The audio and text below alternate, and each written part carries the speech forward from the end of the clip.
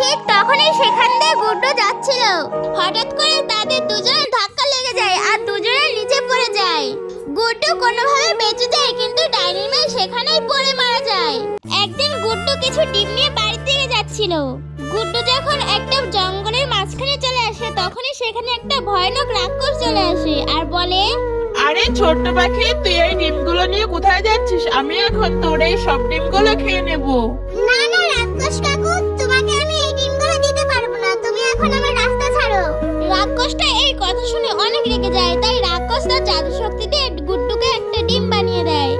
আর গুড্ডুর মাথায় থাকা ডিমগুলো সব রাক্ষসটা খেয়ে সেখান থেকে চলে যায়। বন্ধুরা, এই ভিডিও যদি ভালো লেগে থাকে তাহলে সবাই ভিডিওকে লাইক এবং চ্যানেলকে সাবস্ক্রাইব করে দেবে।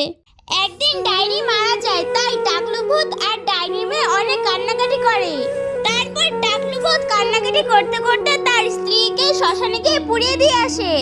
এরপর টাকলু ভূত যেখানে যেত সেইখানে তার মেয়েকে সঙ্গে করে নিয়ে যেত।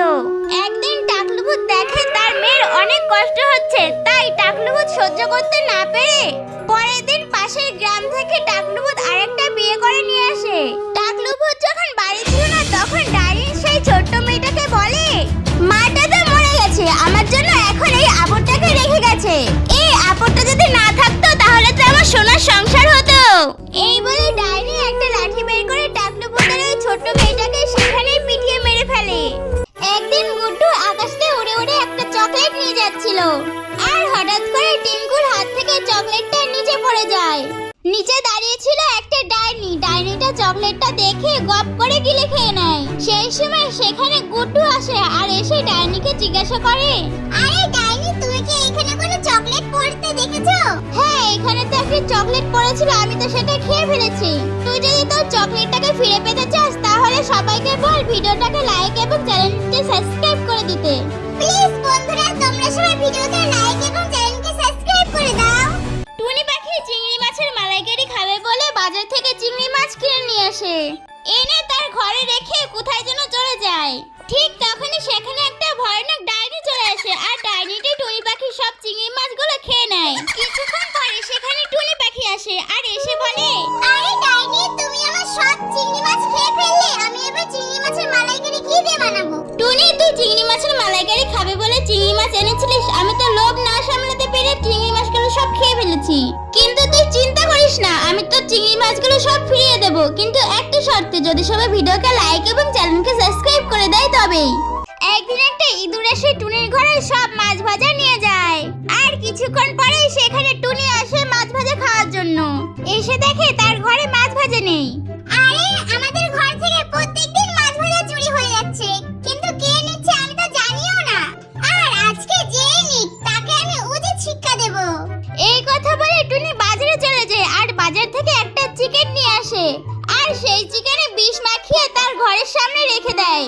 টুনি সেখান থেকে চলে যায়। আর কিছুক্ষণ পরে সেখানে গুড্ডু চলে আসে আর এসে দেখে তার সামনে চিকেনটা পড়ে আছে। গুড্ডু লোভ না সামলাতে পেরে চিকেনটা খেয়ে নেয় আর সেখানেই মারা যায়। 5 ওকে 5, 5 দুগুণে 10। বাজার থেকে চাউমিন এনেছি, তাতে দেয়নি সস। টুনি, তোর কাছে সস ছিল কি? একটু সস দে তো। দাঁড়াও দাঁড়াও, তোমার টাকে একটা কত বড় মশা বসেছে। এই টুনি, তুই এটা কি করলি? মশা মারতে গিয়ে তো আমার টাকে একটা পদ্ম ফুল বানিয়ে দিলি। বন্ধুরা, যদি ভিডিওটা ভালো লেগে থাকে তাহলে চ্যানেলকে সাবস্ক্রাইব এবং ভিডিওটা লাইক করে দেবেন। একদিন টুনি আর টোনা বিদেশ থেকে প্লেনে করে বাড়ি ফিরছিল। টোনা যখন টুনির সঙ্গে গল্প করছিল তখন টুনি লক্ষ্য করে প্লেনটা নড়াচড়া করছে। প্লেনটা নড়ানড়ির শব্দে টুনি আর টোনা অনেক চিৎকার করতে থাকে জোরে জোরে। তখন টুনি বুদ্ধি করে জিনের দেওয়া প্রদীপটা বের করে আর তার গায়ে ঘষাঘষি দিতে থাকে। তখনই জিন প্রদীপ থেকে বেরিয়ে আসে আর বলে এই প্লেনটাকে একটা রাক্ষস ধরে ফেলেছে। তখনই জিন রাক্ষসের কাছে যায় আর রাক্ষস বলে, এই ভিডিওটাকে যদি সবাই লাইক এবং চ্যানেলকে সাবস্ক্রাইব করে দেয় তাহলে আমি প্লেনটাকে ছেড়ে দেব। আজকে টুনি গুড্ডুকে নাড়ু বানিয়ে খাওয়াবে, তাই সে নারকেল পাড়তে যায়। আর গুড্ডুকে বলে, আমি নারকেল পাড়তে গাছে উঠছি, তুই কিন্তু সরে থাকিস। টুনি গাছে উঠে যায় নারকেল পাড়ার জন্য আর গুড্ডু এইদিক ওইদিক দৌড়াতে থাকে নারকেল কুড়ানোর জন্য। সেই সময় একটা নারকেল গুড্ডুর মাথায় গিয়ে পড়ে আর গুড্ডু সেখানেই মারা যায়। টুনি গাছ থেকে নেমে দেখে গুড্ডু আর বেঁচে নেই আর অনেক কান্নাকাটি করতে থাকে। ঠিক তখনই সেখানে গুড্ডুর আত্মা বেরিয়ে আসে আর বলতে থাকে, মা মা তুমি কেঁদো না, আমি আবার তোমার কাছে ফিরে আসবো, কিন্তু একটা শর্তে, যদি সবাই ভিডিওকে লাইক এবং চ্যানেলকে সাবস্ক্রাইব করে দেয় তবে। ডাইনি যখন বাড়ি ছিল না তখন ডাইনির মেয়ে খেলতে খেলতে রেল লাইনের উপর চলে আসে আর ওখানে খেলতে থাকে। তখন ডাইনি বাড়ি এসে তার মেয়েকে খুঁজতে থাকে।